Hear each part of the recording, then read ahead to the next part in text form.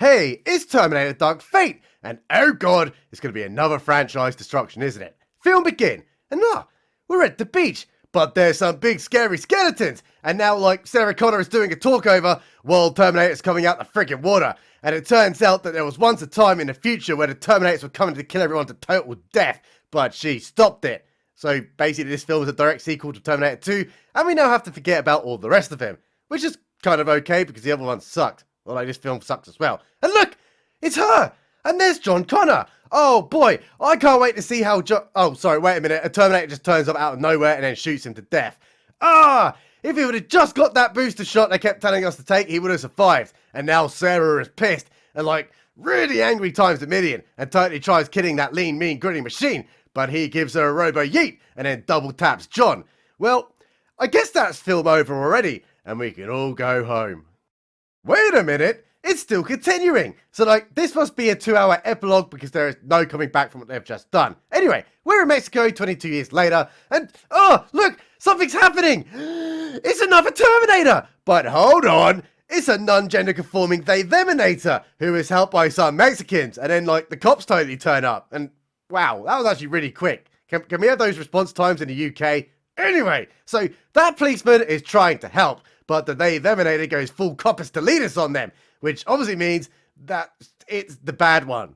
Scene transmission, and we're with another Mexican doing Mexican things, and she's so short and pint-sized, she's adorable, and she even brought her brother breakfast, so off to work they go. But hang on, there's something else happening. It's another Terminator, and obviously this is the good one because he was very polite to that lady. So let's flip because the Mexicans are now at work, and Mexican brother, he's just had his job taken by a fucking robot. And the supervisor says, right, that's it, you gotta go see the boss, because obviously he's gonna get fired. So the 5'1" pint-sized hard nut goes, no, I'm gonna go see the boss because I need to go protest.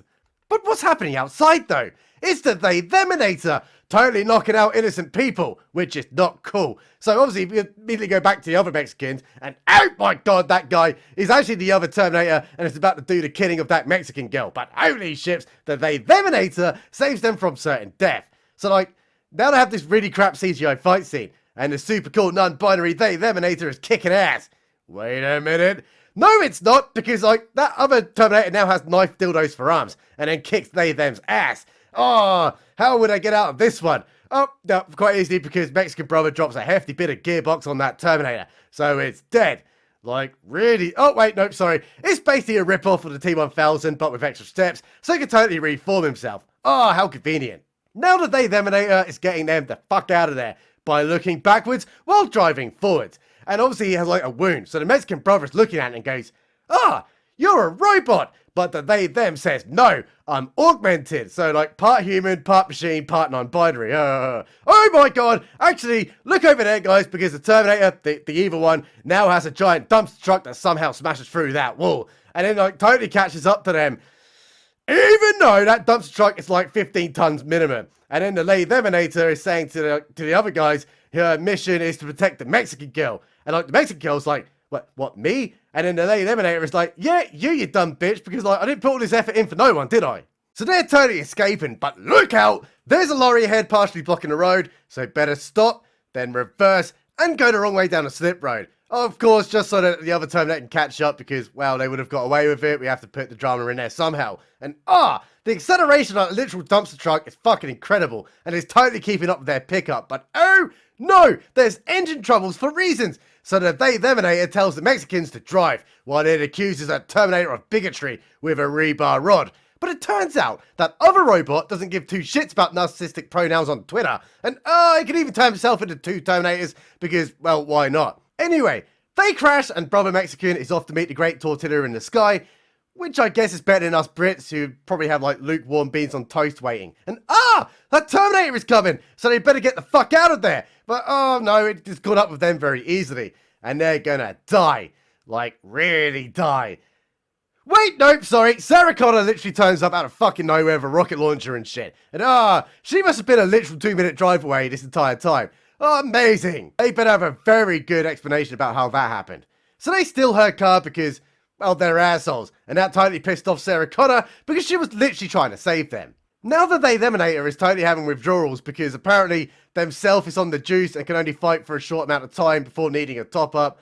Probably should have procured that before going to fight, but I don't get it. Anyway, so, they need to go get her a booster shot. And, like, go to this pharmacist and go, give me a booster. And he's like, have you got a prescription for that? And they go, yep, actually we do. It's a gun. Haha.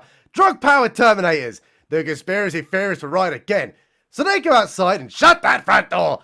There's Sarah Connor again, who found them somehow and says, like, you want to come for a ride? And they're like, yeah, sure, let's go.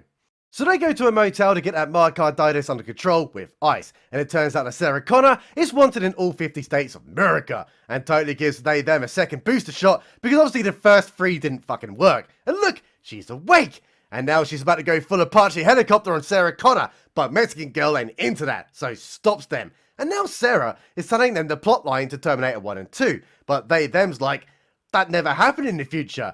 Well, obviously, because that was the entire plot point of the first 2 films. Time to go now, and Sarah's asking what type of Terminator it is that is coming to kill them, and why was it sent. It turns out that Skynet is actually now called Legion, which is a make-off computer that the Novo manufacture. Oh, I knew it was them all along. Anyway, turns out Sarah Connor somehow knew to be on that bridge from earlier because someone sent her the coordinates of where the Terminators were arriving.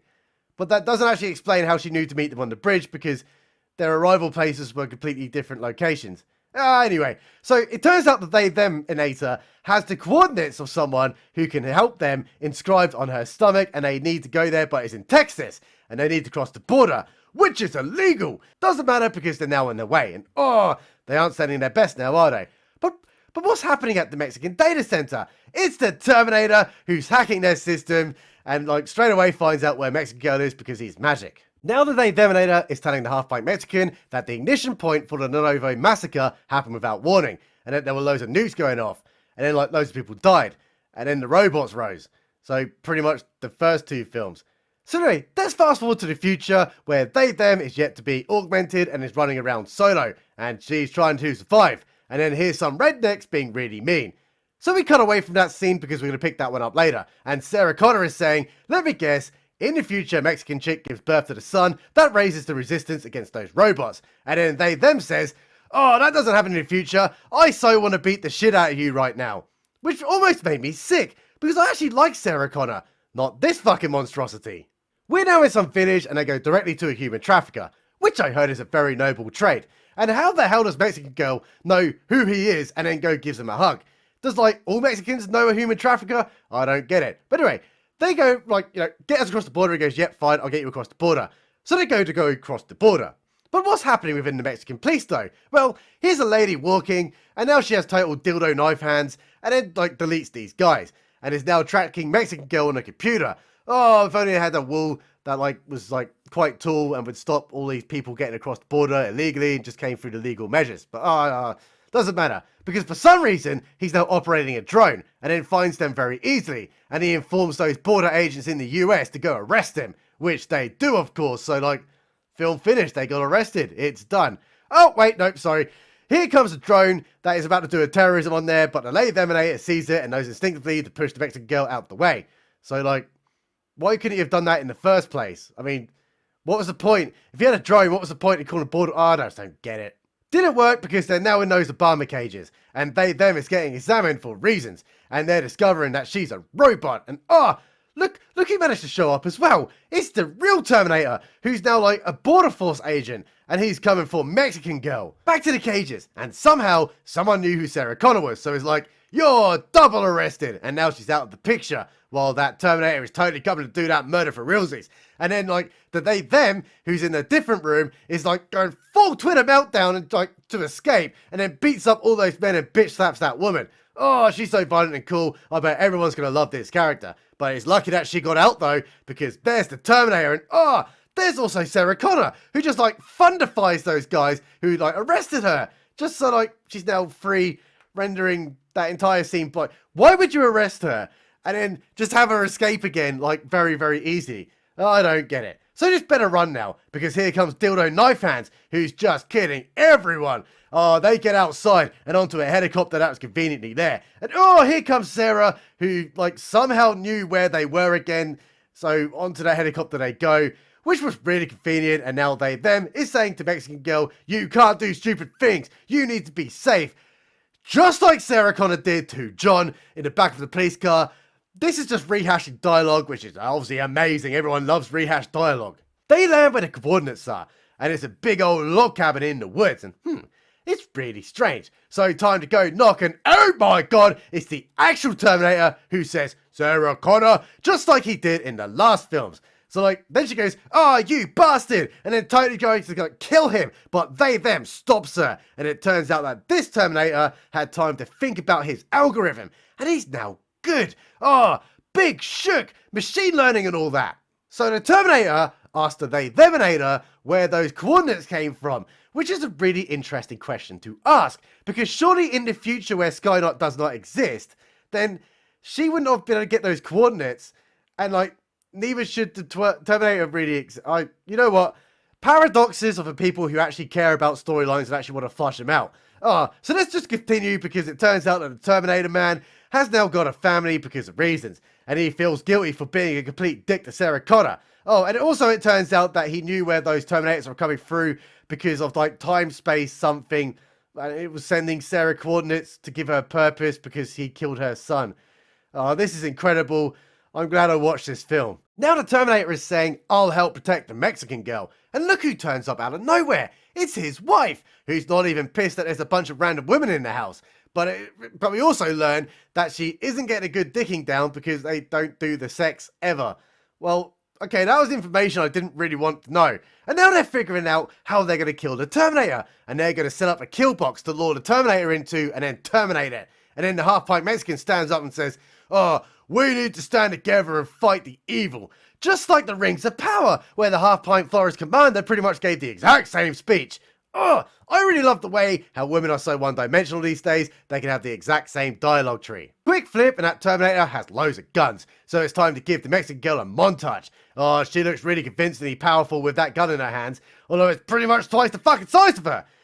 So the them says, there is no use in these weapons, because they don't do shit against that big bad Terminator. So they decide that the best thing to do is either get an EMP device to blow it up, obviously to scramble the circuit boards of the big bad Terminator. And then turns out Sarah Connor just happens to know a contact who can get them one. So what happens later? Well, it turns out that the Novonator knew exactly where to go to that house, and now knows what car they managed to escape in, because for some reason they put a picture of it on the fridge. What an amazing coincidence! It's almost as if there would have been no way to get them if they didn't leave a fucking photo of the car they escaped in on the refrigerator. Back to Sarah Connor, and she's already met up with her contact, who conveniently has an EMP device just hanging around, and he hands it to her. But oh my god, the Terminator has just found them because of some kind of reasons, so it's totally cool shootout scene while they try to get away in that van, and oh no, that Terminator split himself into two because he could do that, so one is sitting in the helicopter while the other one's totally chasing down the good guys. Ooh, it's really heating up because they just drove into a military base and then straight onto a plane with no questions asked of how, what the fuck are you doing on a military base? And now they're escaping. But who is the pilot? It is the Theminator, who can fly this exact model aircraft because she's so great. But watch out! Here comes the Terminator in his helicopter, but they blow it up and escape, which means the Terminator is going to have a very hard time finding them again. Oh no! Those EMP devices are now broken because they got caught up in the crossfire, so pretty much rendering that entire subplot useless. And Mexican girl is saying that they should go get another one from somewhere, but them says, no, you're really important. So let's flash forward to the future again and pick up that scene that they cut away from. And them is about to totally get shot to death.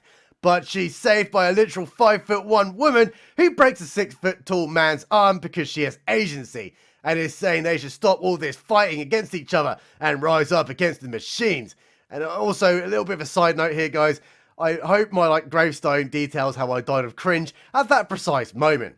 Back to the present times, and them is saying that there's no fate but what we make, and you just got to love the rehashing of dialogue to try and make a significantly inferior movie sound better than the originals. Tough chance on that one. But and also the Terminator, who was left at the airport, just turned up in another fucking plane for reasons, and is using dildo knife arms to literally climb out of that plane and jump onto the other one.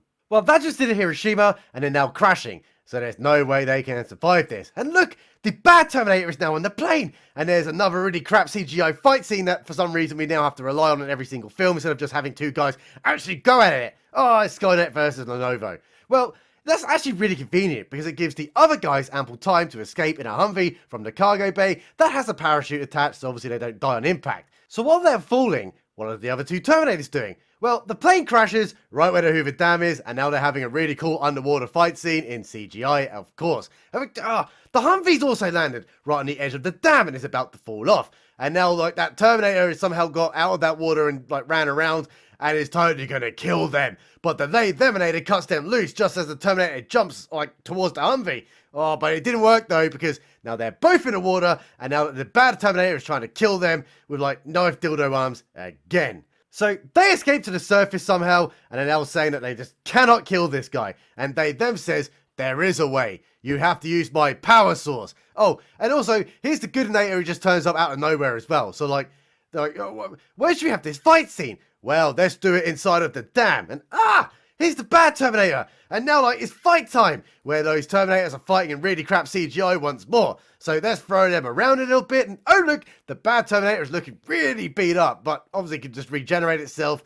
So they've got to do it all over again. And now they're using the turbo planes to, like, totally fire it down. But it explodes, and all the Terminators have big ouchies. Sarah Connor just got robo-dildo in the face by the evil Terminator. So the them is telling the half-pint Mexican commander to tear out the energy core from her stomach to use against the big bad Terminator. Which is cool because at least, like, one of the two characters I wanted to die in this film actually died. So she picks up a shotgun and an energy core and then immediately rips off Sarah Connor because obviously they're devoid of ideas, remember? And she tries stabbing it with that energy source, but is kicking her ass. But oh, wait, nope, sorry. The T-800 just woke up, saved the day, and now it's dead, including him too, just like this franchise. So what's happening now? Well, it's later after they were very successful and like barely like suffered any injuries at all. A Mexican half-pint commander is standing at a playground, just like Sarah Connor did, then drives off in a Jeep, just like Sarah Connor did. Anyway, film finished. It's over, and seriously, the utter destruction of the original Terminators has left me in need of a very much a Hillary Clinton hard drive acid wash. Subscribe button. Is always right.